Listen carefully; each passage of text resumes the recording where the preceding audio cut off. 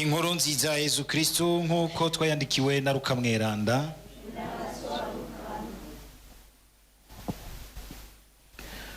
Umunsi umwe Yesu yarakikujwe n'ishengero ribandana ngo ryumvirize ijambo ry'Imana. Nawe rero akabahagaze ku nkombe y'ikiyaga ca Genezareti. Abona rero ubwato bubiri buri ku nkombe y'ikiyaga, abarovyi nabo bari babuvuyemwo ngo boze isenga zabo. Bira rero muri bumwe bukaba nabwo n'ubwa Simoni. Yesu aramwinginga ngo asoze gatonya bave ku nkombe. Yesu yicara muri nyabwato atangura kwigisha rya shengero. Ngo aheze abwira Simoni ati, igiza rero ahari amazi menshi uheze urekurire y'urusenga urobe. Simoni amusubiza ati, muhanyi, twaraye turaroba ijoro ryose turaheza ntacyo twafata. Mugabo ko ubivuze ndaterera urusenga. Ngo abigire bafata ifi isinzi n'urusenga rwabo rutangura gusambuka. Bakura rero bagenzi babo bari mu bundi bwato ngo baze kubafasha. Nabo baraza baraheza buzuza ya mato yompi, mbere ahakwa no kwibira. Simoni ngo abibone akubita ibipfukamiro hasi imbere ya Yesu ati, Mukama nunje kure kuko ndumunyakabi. Erega ubwoba bwari bwamutekeye nabo vyari kumwe nyene kubera izo fi barovye. Eka na bene Zebede bagenzi ba Simoni, Yakobo na Yohani bari babufise. Ariko Yesu abwira Simoni ati, gumya umutima, kuva ubu uzohora uroba abantu. Ngo bagarukane ubwato ku nkombe, baca basigaho vyose baramukurikira. Dushimagize iyi nkuru nziza ya Kristo. Kristo shemezwa. Guherejo twaratangiye kuzirikana amajambo y'Imana azananye mu gisomwa ca mbere, amajambo avuye mw'ibaruwa umutumwa Paulo yandikiye abanyakolosi. Twarabonye yuko uyu muryango w'abakristo b'Ikolosi si Paulo yawutanguje, watangujwe n'umutumwa nako umugenzi wiwe akaba n'umugishwa wiwe Epafras. Mwumvise ko anabivugamo ngaho akagira ati ngo kuvaho twumviye amakuru yanyu. Paulo Epafras amuzaniye amakuru y'uwo muryango ingene watanguye n'ibibazo ufise, agaheza akabandikira kugira ngo ico Imana yatanguye iciye muri Epafras nawe agikomeze, kugira ngo gikomere koko mu Mana, kuko yumva ko ari gikorwa c'Imana. Tugire Kristo. Harimwe inyigisho ikomeye mbere no ku bantu b'Imana. Ubwo burya turamenya gushigikirana mu bikorwa vy'Imana. Hari igihe uzubona nk'umuntu aje mu nyuma z'uwundi, asanze uwundi hari ico yakoze, agaca ashika yihambaza ati, sambura uyu ntavyo yarazi, reka ndabereke ingene bigenda. N'ubwishime bwinshi. Kumenya gukorera mu ngata neza uwundi, utiyemera ngo usambure ivyo yakoze, ahubwo ukabishigikira, bigaheza bigatanga igihagaro n'igikuriro ciza mu bandi, Imana ikaninahazwa. Iyo uje usubirira abandi, uheza ugashigikira gute ivyo hasanze. Paulo mbere ngo agahimbagwa gose. Guhimbagwa n'ivyiza vyakoze uwundi. Kudasanga uri kurasukamwo ivyondo. Kumva ko uwundi hari ivyiza biriko birakoreka, bikaguhimbara, mbere ukabisengera kugira ngo bigume bitanga ivyamwa vyiza vyinshi. Kuko twasanze no mu Bukristu, no mu bakristu, no mu butumwa bwa Kristu bw'Ekleziya harashobora kujamwo udushari n'utuzigo. Ndaje gukuraho bwa mbere ivyo yashizeho vyose, nanje ngomba shinga ivy'iwanje. Ukamenga ugomba ushinga ubwami bwawe. Niwumve yuko uje kubandanya igikorwa c'Imana, Imana yatanguye mu bandi, igaheza igashima yuko nawe ufata isema higeze, ukayikuza kugira ngo ubuzima bw'Imana bugume bukura mu bandi.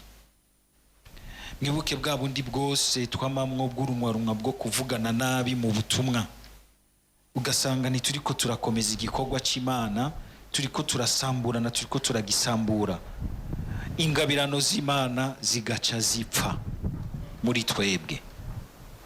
Bumvise ko Pawulo ahimbariwe no kubasabira ingabirano zikuza ubukristo, ingabirano zikomeye zikuza ubukristo. Twoza turasaba twese igihe twisabira canke igihe dusabiranira hagati yacu dukora ubutumwa, na cane cane kugira ngo dukomere mu bucuti bwacu n'Imana. Mwazumvise ingene azivuga. Bwa mbere yagize ati ingabirano y'ukumenya rwose icyo Imana ishaka, kumenya rwose icyo Imana ishaka. Tugire Kristo. Si ikintu coroshe kumenya icyo Imana ishaka umwanya ku wundi, mu byo uri kuracamwo byose, ibihimbaye n'ibinezereye, ibibabaje n'ibiryoshe, eka muri byose ukumva uti ivyo ndimwo ndumva ko ndi muri programme y'Imana, ndumva ko ndi muri programme y'Imana, sindi mu murimo mwitumo gusa, ahubwo ndi mu kintu numva ko dusangiye n'Imana. Hari igihe usanga umenga turiroshe mu bintu, ntitubanze ngo twumve neza, suko umenga kumbure woca wamucuronka ijwi rikubwira riti koko by'ukuri uri mu Mana, ugira ivy'Imana bandanye. Mugabo n'imiburi burukumva uti ibintu ndimwo ni ibintu ushobora kuzana bigahezagirwa n'Imana, ntabihindura ishikanwa ntura kuri altari, ishikanwa ntura kuri altari. Hamwe ukina amadiri y'ukurondera amafaranga, y'ukurondera guteza imbere ivy'iwawe, y'ukugira amaproje yawe, urumva ko ku munsi uje mu nkoka y'imisa ko ubishikana kuri altari bigacika ishikanwa rishobora guherezwa Imana. Urumva yuko imigenderanire urimwo n'abandi, urumva ko woyizana ukayihindura ishikanwa riherezwa Imana. Ico nico ca mbere. Nivyo hari igihe ushobora gusanga rimwe igihe mbere kenshi igihe utegerezwa gufata nk'ingingo zikomeye cyane ku buzima bwacu, ingingo yo kwitaba umuhamagaro wacu, ingingo yo gufata ibintu, ingingo zikomeye zikora ku buzima bwa benshi, ukabanza ukaja imbere y'Imana ukagira uti mbe Mukama, iki kintu ngire ntambukemwo, ngire mfate mw'ingingo, niki wawe kiva kuri wewe, nico nshakamo. Kuko murabona yuko uyu munsi duhamagagwa na vyinshi, turonderwa na vyinshi, ubutumwa ni bwinshi, imigwi ni myinshi, imihamagaro ni myinshi. Byoshika rero kumwe Rokata abiririmba ugacanganyikirwa, nacanganyikiwa, kibaza uti muri ivyo byose biri imbere yanje ivy'ukuri cy'Umukama nshakamo nikihe?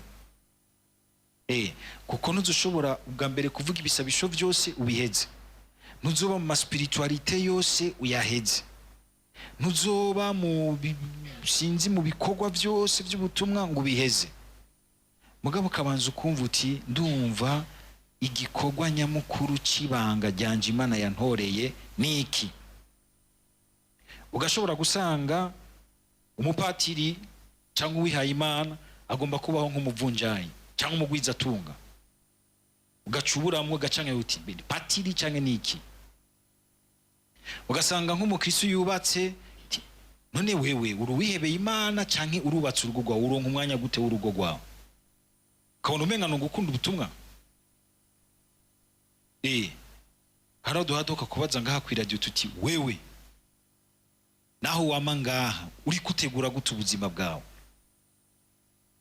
kuburyo bw'uko mbere no kurondeza abafasha butumwa duratugira tuti ubu unye ntitugishobora gushaka kwakira umuntu atagira ikintu gitunze ubuzima bwiwe. Uko ari gicu usanga baza guteramira ngaha bagira bati nihaboneka akazi cenda gatarukiramo, ubwo ugasanga ntafisi bikwiye kugira ngo akajemo. Ishaka ry'Imana no ngaho ririho.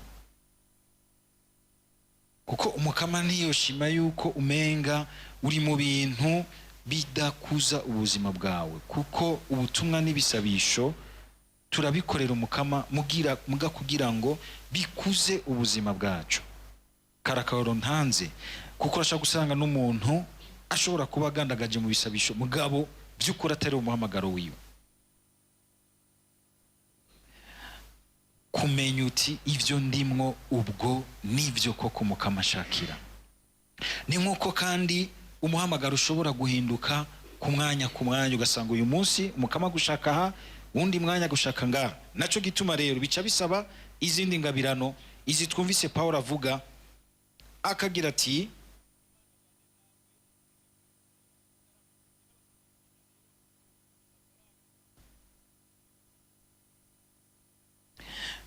ngo muzosasagara mu bumenyi bw'Imana. Bica bisaba by'ukuri kumenya neza Imana, ubumenyi bw'Imana, ngo n'ubukerebutsi buva kuri mutima, ubukerebutsi buva kuri mutima, ubumenyi n'ubukerebutsi buva kuri mutima. Hariho abantu ubona yuko umenga barakerebutse, mukabona yuko buzi ubukerebutsi bw'amashetani. Hari abantu bafise ubukerebutsi bwa shetani iri ku rurimi rwabo. Ufa kumukoma aradendekeranya ibintu ukibaza iyo bikuye, kandi ugasanga n'ibinyoma bipanze neza, mugabe ikinyoma nigishobora gupangika neza. N'y a pas de mensonge parfait. Wamusanga ikinyoma kirabika muri cyo ikintu kizogisambura, kuko ubwa mbere kiba gifatiye ku kintu kitariho. Mugabo atanguye kukunyoma, atanguye kugupanga, kukuzirika ku katsi, ukumva umenga biraryoshe birapanze neza, kandi ukazubona umenga aguma afise ubukerebutsi, inspiration, creativité muri we. Umufashe mu gakosa arazi ingene yisigura akabipanga neza, ngo sindamubeshe akaba ari ucanganye ikigo. N'ubukerebutsi bw'amashetani. Hagera nko mu vy'Imana atanguye igisabisho ukazona ariko arasinzira, ukabona ntaguma hamwe umenga ariko araribwa, ukazona arasohoka arinjira. Nashobora kuragama imbere y'Imana narimwo ubukerebutsi bw'Imana, narimwo ubukerebutsi bw'amashetani. Mugabo ageze hanze afashe nk'icupa akagira ruwanje y'icupa, mugabo kuvuga daye wa twese ntayimare, ntashobore kuyimana. Ibi bintu nibiki? Uri umukristo wabatijwe kizina rya Data n'irya Mwana n'irya Mutima Mweranda, mu episkopi aragushaka ku kiganza, araguhamagara ngo mutima kuraba neza yuko kirimwo mutima. Ubumenyi n'ubukerebutsi bw'Imana buva kuri mutima, ngo mushobore kugumya umutima muri vyose. Aha mu gifaransa bavuga la patience, aha nakavuga perseverance. Kugumya umutima muri vyose, ngo nimurambigwe. Ico kintu turakunze kizirikana, ingabirano yo kurambira mu Mana, la perseverance, la patience, kutigera uterera hasi. Muri bimwe ushobora kubona umuntu ko yumvise umuhamagaro wiwe kandi akawihambirirako, hakaza ibintu bimugwanya, hakaza ibintu bimutuka, hakaza ibintu bimugerageza, hakaza ibintu bimwosha nabi no munabi, ariko ukabona hozako kandi mu ntumbero nziza, akaguma arondeza iciza gisumbirije. Ukabona uti uyu muntu arimwo ukwizera, arimwo ukudatsindwa kwa mutima w'Imana, gushika rinda sozera. Bene izo ngabira no kuzisaba, kuko burya shetani hari ahantu yamiturindiriye, iturindira mu gihe cy'ubuzima. Iyo turiko turakira ibintu bishasha, tuvyemera, tuvyemeza abandi, tugira indagano, tugira iki, indagano zo kwibera Imana, z'ubusaserdoti, zo kubaka rukristo y'amihamagaro ibiri ikomeye cyane muri ekleziya, canke n'ibindi vyose bishasha tukivyinjiramwo, wamawumva umenga urimwo agacano n'akayira karyoshe, kumumenga basha n'isi yose no yimara nkorera umukama, nemeza ico nemeye imbere ya altare. Ariko waitenzi hari yanishitami biti ndakurindiriye mu gihe. Gatangura kubona rero umuntu iyo atagiye arazirikana gose ku munsi umuhamagaro wiwe, kuza arafata imyanya yo kugaruka kubaza Imana, kwiyumviriza mu Mana no mu buzima, ukabona ariko aragenda hari ibindi mugabo shetani duteza byatera cyane cyane abakristo ba mbere, ugwanko rw'abantu badashaka ko abantu mugabo n'ububasha bwa shetani budashaka kuragama mu bucuti bwawe n'Imana. Shetani kabicisha mu nzira zibiri zikomeye. Ku bantu badakunda Imana, bakubona bakabona umenga urababuza amahoro, kuko urimwo igihagararo n'inyifato bibagiriza. Iyo userutse baca batangura kubona ibintu bifatamwo nabi, bakumva umenga urababuje amahoro. Kujya muramubona umuntu harimo agashetani yaje imbere ya Yezu mu karisiya, ukabona ari yamamura ari kubita hasi bikanga. Nawe wari ahantu ushika kumbura abandi bari nk'ubundi bubasha bubi, bakumvise bakubabura amahoro, bakakugwanya mu buryo bwinshi, mu buryo bw'uruvugo canke mu buryo gutega imitego ari nk'abantu mukorana. Ikindi cya kabiri shetani kunze gukoresha kugira ngo inagerageze ukwihangana kwacu yuko vy'ukuri dukunda Imana, ni ikintu gikomeye mbere gusumvya ibindi byose. Ugwanko rwabo musengana, rwawo wagira uti twategerezwa kuvyumva kumwe tukabitahura kumwe.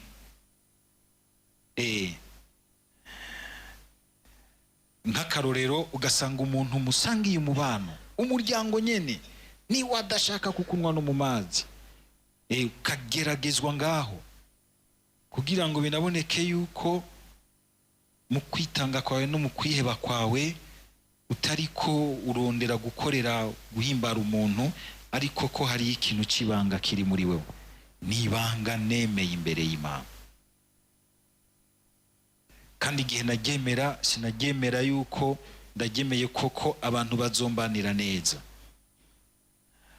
Ni wa mugani wo mu Kirundi bavuga ngo umuryango uraryoha ugira iki? Yego. Mugasangira umubano n'abantu, mugasangira n'abantu umwanya munini w'ubuzima, ugasanga barakurya ku mayeri kugwenge cyane, ukanabimenya mugabo ukamenya uti ndaza aho nshingiye, ndaza aho nduhukira, ndaza uwo ndirira, ndaza uwo nishimikiza, ukabandanya urugendo rwawe.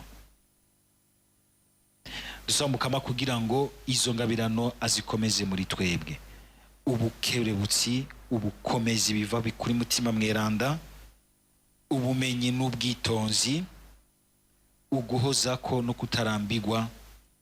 Amen.